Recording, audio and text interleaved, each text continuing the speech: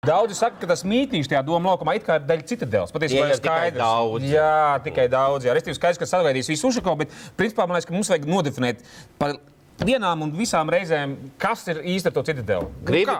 Izstāstīšu, perfekti. Nu, pamēģini. Skaties, tie ir to Citadeli grib tiem, tie Citadeli grib tiem. Šitie negrib, lai tie atdod tiem, šitie negrib, lai šitie atdod tiem. Tie domā, kā tie to Citadeli neatdod, tie tā kā to. Es salikšu tagad tai spēlē iekšā spēlētājs. Jā.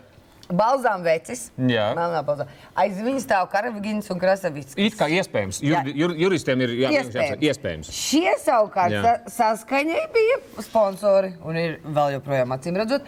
Iespējams, jā. Viņiem ir jāatstrādā tagad. Viņi tagad grib atpakaļ to banku dabūt. Šie saka, nu, ko tā mēs pa jums pavelti sponsorējam. Mums tā vajag to banku atpakaļ. Jā. Nu, Iespējams. To veco pareksu. Iespējams. Viņi, kad dabūs to Citadeli, viņi tā kā atkal pa pareksu viņu nosauks. Par spīti! Jūs tikai runājaties iespējams. Jā, Iespējams. Jā. Savukārt, tie otri nē. Tie otri vairs negrib šitiem. Tie atkal amerikāņi atkal, jā. Kas tiem iespējams ir aiz muguras? Tiem iespējams amerikāņi. Wallstreeta. Iespējams. Iespējams, jā. Iespējams. Un tagad, par ko mēs katrs gribam? Par Wallstreetu, par amerikāņiem?